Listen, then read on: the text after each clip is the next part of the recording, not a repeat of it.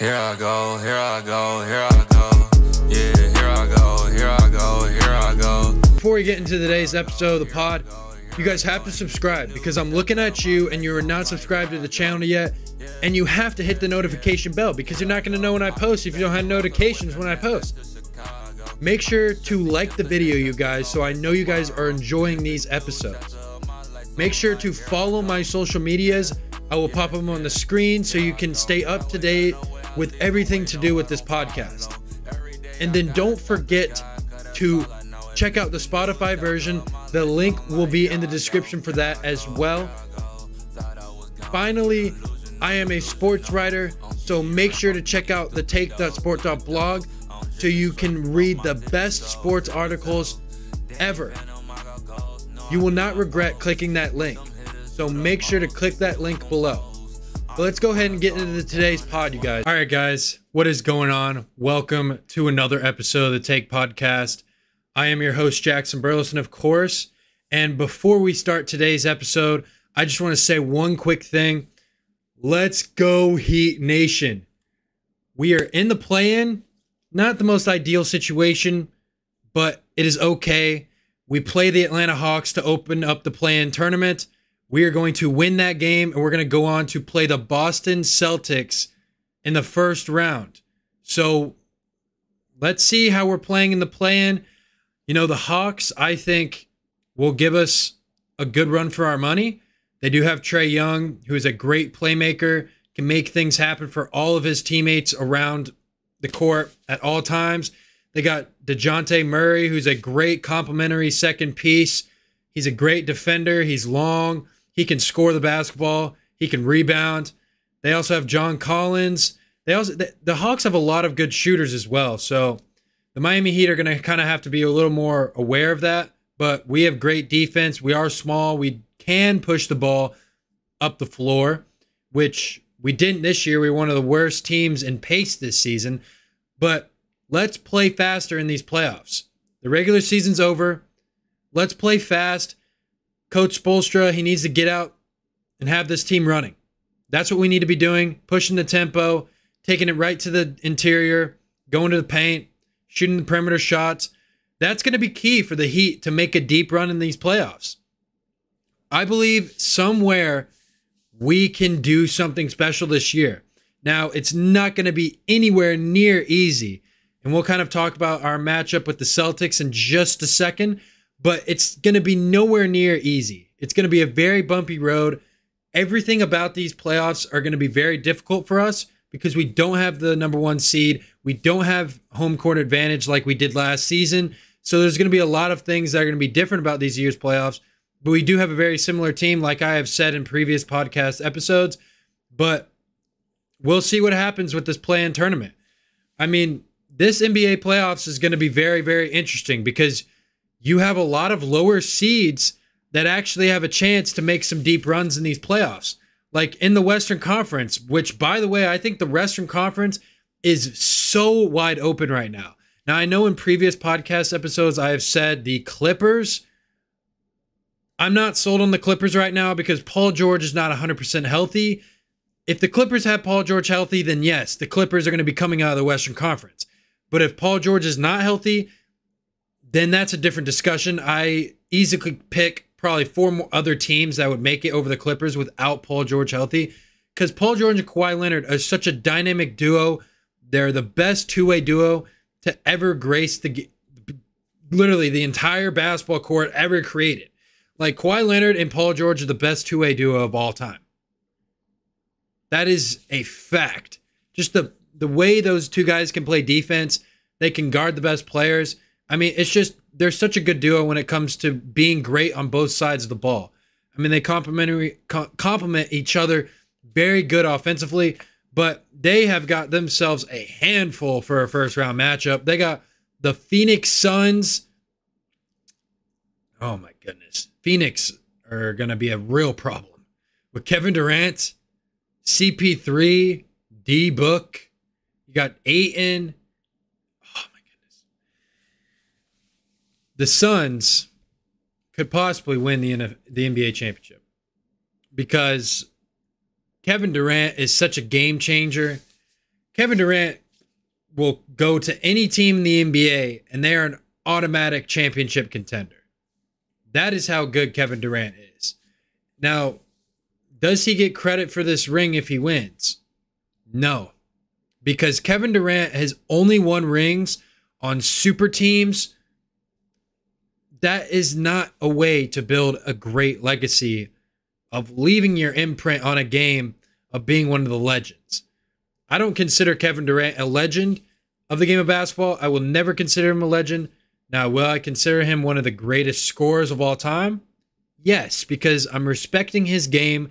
I'm not trying to, kind of throw away that everything he has done throughout his career, scoring the basketball. Prior to being on the Warriors, he was really putting his imprint on the game. One of the best young up-and-coming players we have ever seen when he was on the OKC Thunder. Him and Russell Westbrook, that dynamic duo, that was something special. I mean, he could have won a championship. He had multiple opportunities, but he just couldn't get it done. And, the thing that's going to be left to talk about when Kevin Durant is done playing is Kevin Durant a leader? Is he or was he a legit leader in this game? And I would have to say no, because Kevin Durant is coming into a situation, leaving Brooklyn, where he decided to go and join Kyrie. Now he gets traded to a team that already has a very established team. They've been to the finals before. They have leaders like Chris Paul. By the way, Chris Paul is the leader in that locker room, not Kevin Durant. And on the Warriors, Kevin Durant was in a very similar situation he is in now, but except Steph Curry was the leader in that locker room. Klay Thompson, Draymond Green. So Kevin Durant isn't even near the top 3 leaders on that team. Kevon Looney probably has more of an impact leadership-wise than Kevin Durant did on those Warriors teams. Now, Kevin Durant hasn't played many games with the Suns. That's a little different because on the Warriors, he played multiple seasons. Will Kevin Durant play in a Phoenix Suns jersey beyond this season, regardless of what happens? That I don't know. That is going to be a question thrown out in the air during the summertime. But the first round matchup with the Clippers, I think, the Suns are going to win this series just because Paul George is not healthy. That is why it's just really going to depend on the health of Paul George. Now, Paul George is healthy. We already know that's a different story. But his injury is a little more complex than people will think. So, Paul George, he's got a knee injury, and he's expected to be sidelined to begin the Clippers' first round. So, he's got till April 16th. He's got 6 days to see how he's kind of looking. Maybe he'll play in the middle of the series. But I think if the Clippers want any chance to have a chance of even getting out of the first round, or even winning a game for that matter, is the Clippers have to at least have Paul George back by the time they go back to Los Angeles. Clippers can afford to lose 2 games in this series and still be able to come out on top. They just have to have Paul George come back for game 3. That's all the Clippers need. And they can win this series against the Phoenix Suns. But for right now, as the current rosters stand and as the health concerns, I think the Suns are going to come out on top in this series in 6 games with Paul George out. Now, speaking of the Warriors play the Sacramento Kings, who have not been in the NBA playoffs since 2006. Now, really great season for the Sacramento Kings. De'Aaron Fox is looking like he can be a franchise point guard for years to come. Domantas Sabonis, on the other hand, is showing that he is one of the top power forwards in the NBA, and he can really be a great second option on a playoff team. And he's proven that in the past. With Victor Oladipo on the Indiana Pacers, Domantas Sabonis was the second best player on that team. So they had Miles Turner as well. Sabonis this time around, he's got the paint kind of open to himself. You give it to him down low. The Kings and Warriors are going to be a very interesting series just because of the way the Warriors have been playing this season. They've been very inconsistent, and they've been absolutely horrendous on the road this season. The Warriors have the worst road record in the NBA this year. They are 11-30 on the road. That is atrocious. That is horrible. Horrible for the defending world champions. And since the Warriors don't have home court advantage against the Sacramento Kings, I think the Sacramento Kings are going to win this series in 7 games against the Golden State Warriors. I think the Sacramento Kings are going to win against the Warriors to take on, drumroll please, the Los Angeles Lakers in the second round. Now hear me out, guys. So Los Angeles Lakers, they're going to play the Minnesota Timberwolves in the play-in. They're going to beat them. Now here's why. The Lakers are a very different team than they were at the beginning of this season. Their record doesn't really reflect on how good of a basketball team they really are, because since the trade deadline, they've been like 16-3. I can't remember the exact record, but they've won like 16 games since the trade deadline. They are now 4 games above 500, and they weren't even above 500 before the trade deadline. I think the Lakers were like sitting 6 games below 500, not even in the play-in. And now they're the 7th seed, almost snuck into the 6th seed. Now, the thing is, I wanted to see the Lakers sneak in and get the 6th seed because they could have played the Kings and they would have easily won that series. LeBron against Sacramento? Come on. Are you kidding me? But the Lakers are going to go on and they're going to compete against the Memphis Grizzlies in the first round. Now, I think this series goes 7. But I think, Anthony Davis, LeBron, D'Angelo Russell, Malik Beasley, Austin Reeves, Thomas Bryant, all these dudes that they have on this roster are going to make a difference. They're long, they can play defense, they can shoot. They've got 2 superstar players. And Anthony Davis has been absolutely unstoppable recently. I mean, this guy has been averaging like 31 points per game his last 10 games. That is absolutely incredible. I mean, LeBron James, he's got some help now. And he is healthy. This Lakers team looks healthy. And when this Lakers team is healthy, I see them in the Western Conference Finals. Now, we'll see what happens in the playoffs because we never know what happens when these players get on the court because any injury can happen at any given moment. But I think the Lakers are going to make it to the Western Conference Finals this year. And I think Anthony Davis is really going to showcase his dominance because that is the only way that the Lakers can make a deep run is if Anthony Davis is the best player in each individual series they play in. So expect the Lakers to make the Western Conference Finals this year. But let's go ahead and move on to the other playing game in the West. That is the Oklahoma City Thunder versus the New Orleans Pelicans. Now, New Orleans does not have Zion Williamson. He is out, so they will not have him for the play-in tournament. Zion Williamson is going to be the biggest bust in NBA history if this guy cannot stay healthy. That is the bottom line with Zion. Zion needs to learn how to stay on the court. He needs to take care of his body. He was looking good at the beginning of the year. He lost a lot of weight. He looked a lot more explosive, looked a lot more durable, but now he's just kind of hurt again. He's at the same place that he was last year.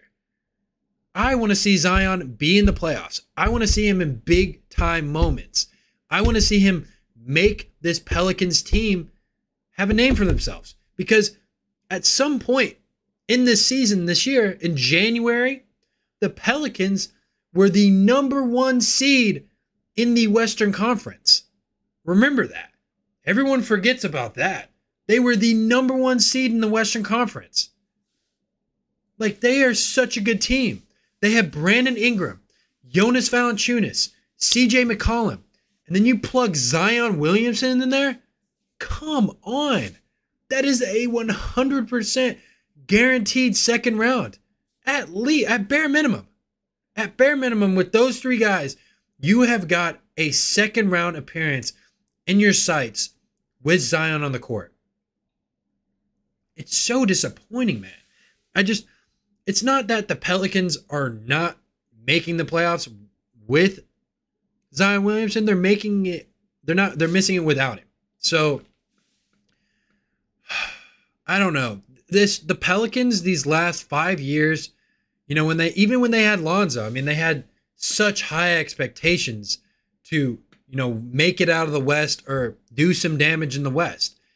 And they just always fold. The Pelicans always fail to reach expectations. And when is it going to stop?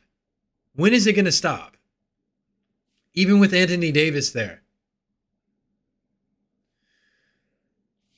They could not seem to reach their potential, their max potential. It's just sad to see, especially for a city who deserves an NBA championship like New Orleans. Now, I expect the New Orleans Pelicans to lose against the Oklahoma City Thunder because the Oklahoma City Thunder have a guy in Shai Gilgeous-Alexander who's going to be a future MVP in this league. He can put up 31 and a triple-double any day of the week. And I expect Shai Gilgeous-Alexander to at least have 40 points in this play-in game. And I think the Thunder, they're going to play the Minnesota Timberwolves for the 8th seed. And the Thunder are going to be the 8th seed going toe-to-toe with the Denver Nuggets in the first round. Now, the Oklahoma City Thunder are not going to beat the Denver Nuggets, but a great season. Shai Gilgeous-Alexander proved he can lead a team. Just give him some help. They're a young team. Thunder are coming up. They are coming up. They have a lot of young pieces. But the Nuggets going against the Thunder. Now, there's an argument. Who is the league MVP? I'm going to touch on that for just a second while we're kind of going over the playoffs here. So, who is the league MVP? Is it Nikola Jokic? Is it Joel Embiid? Or is it Giannis Antetokounmpo? Now, I think the MVP is Joel Embiid because Joel Embiid has had to do so much for that team. He's been so dominant. So dominant this year. He's unguardable. He shoots 54% from the field. He averages 33 points per game, 10 rebounds. He's got the Philadelphia 76ers at third place in the Eastern Conference. That is my opinion on who should win MVP. But who really should win MVP is Nikola Jokic. Because Nikola Jokic, he is the number 1 seed in the Western Conference, the best team in the Western Conference, the best player, I think, in basketball right now, just what he does for that team. Because when you look at the Nuggets, they do not have a great team. Their second best players are Jamal Murray, who's just coming off an ACL injury, Michael Porter Jr., who's kind of been injured off and on, Aaron Gordon.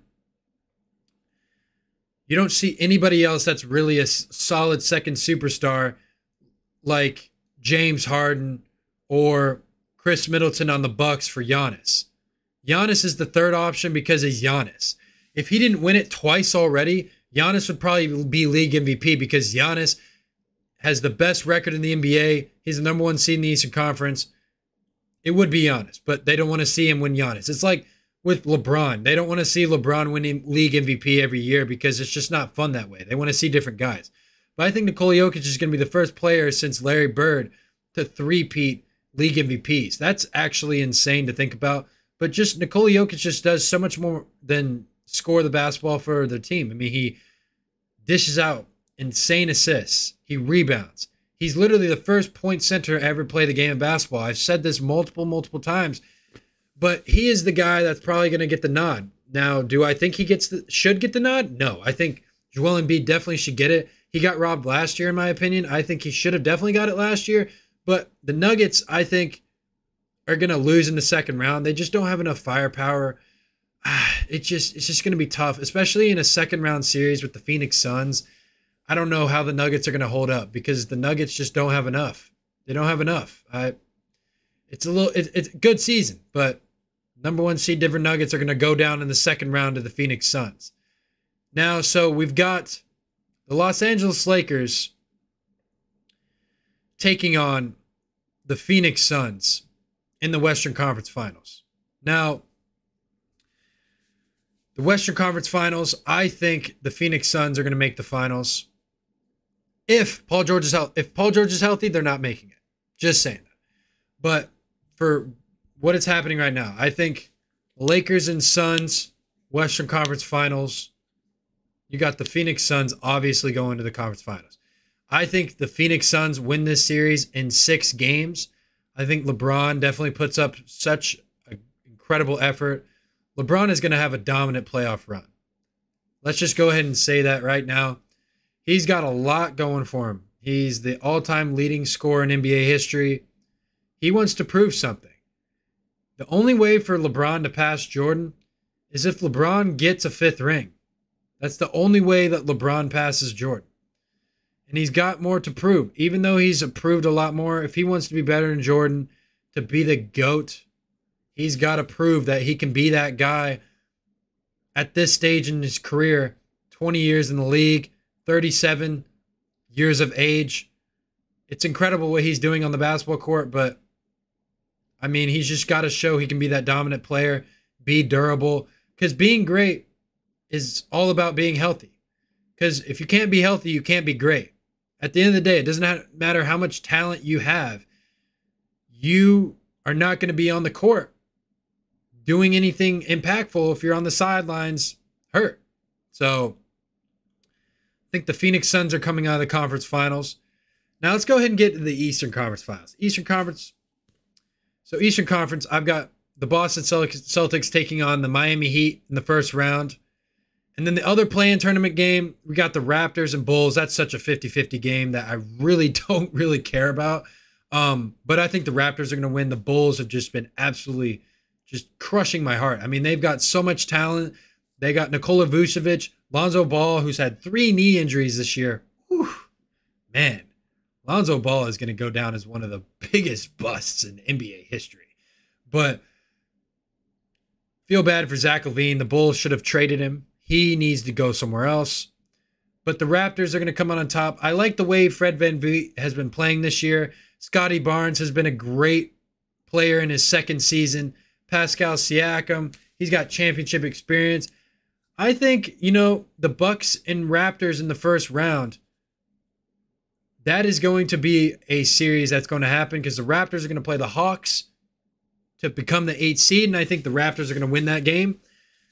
And let's start with the Bucks and Raptors. Now, the Bucks, I think this is going to be a 5-game series. I think the Raptors are going to get at least one because of Drake. You know what I mean? But Fred VanVleet, he's going to have a heck of a game one time this series.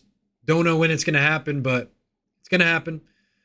But now, you got the Milwaukee Bucks in the second round. But they're going to be taking on the winner of the Cleveland Cavaliers and the New York Knicks.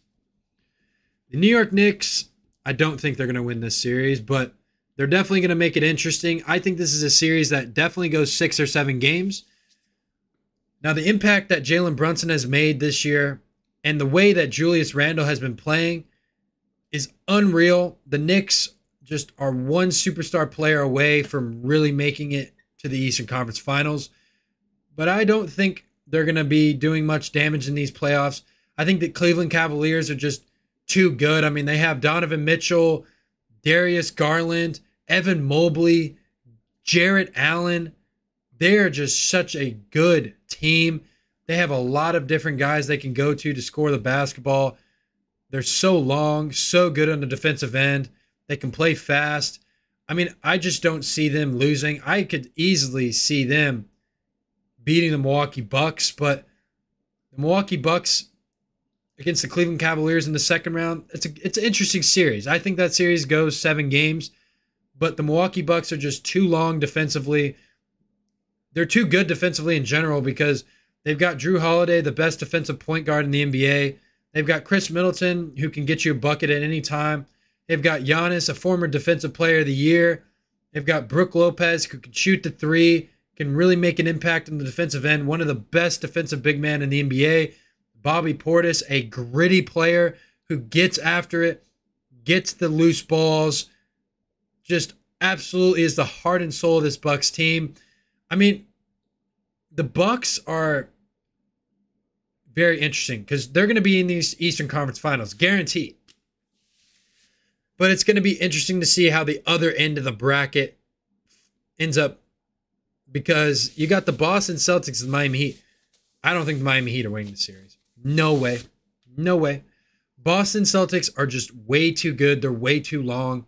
They're way too good on defense. They're the deepest team in the NBA. They've got so many bench pieces that they can just bring in whenever they want. Jason Tatum has been an absolute stud this year. I am surprised Jason Tatum is not in the conversation for MVP. He should be a front runner, 100%. He has been balling. Jason Tatum has been balling out. He has been showing off his physicality, his will to go to the basket. He's just evolving his game so well. I mean, ever since Jason Tatum has come out of college to now, the evolution of his game is truly incredible. And same with Jaylen Brown. Because you remember Jaylen Brown, after his, I think it was his first season in the NBA, he went to the summer league where Jason Tatum was not playing. But Jaylen Brown, after his second season. But Jaylen Brown, he was struggling in the beginning of his NBA career. He's averaging like 9 points, coming off the bench, not really being dominant, not being that guy that they wanted, not being that physical presence that they do have now. But Jaylen Brown, in these playoffs, he's going to be very important once again because last year he had to carry a lot of the load because Jason Tatum was kind of on and off. We will see how Jason Tatum plays in these playoffs because Jason Tatum's going to have a lot of responsibility this year. And against a good team like the Heat, who really play well defensively, who, by the way, only lost PJ Tucker and took this team 7 games in the Eastern Conference Finals last year, the only difference is the Heat are now the number 1 seed. That is the only difference in this series. I could easily see the Celtics going 7 games with the Heat, but I just don't see the Celtics losing. As much as I want the Heat to win, I don't see the Celtics losing that. No way. And they're going to be playing the Philadelphia 76ers in the next round. Philadelphia 76ers are going to be playing the Nets in the first round. That is a clean sweep. Don't even need to really talk about that series. I mean, this is just going to be a time for Mikal Bridges to kind of shine. That's about it. And Spencer Dinwiddie to kind of claim his city a little bit. He was a Brooklyn Net. Just claim that he's a good point guard for free agents. But that is going to be a sweep series. The Sixers are just going to be way too much for the Brooklyn Nets. But Brooklyn Nets, they had an interesting season. I feel bad for what happened to them this year. They just went through so much as an organization. They're going to have to go into complete rebuild mode after this year. Kind of start over, just kind of try to understand where this organization wants to go. They obviously want to win, but who's the right player? Who's the right piece to bring in to get this team to win? That's going to be kind of the conversations that they're going to be having in the front office and between owners and general managers this offseason.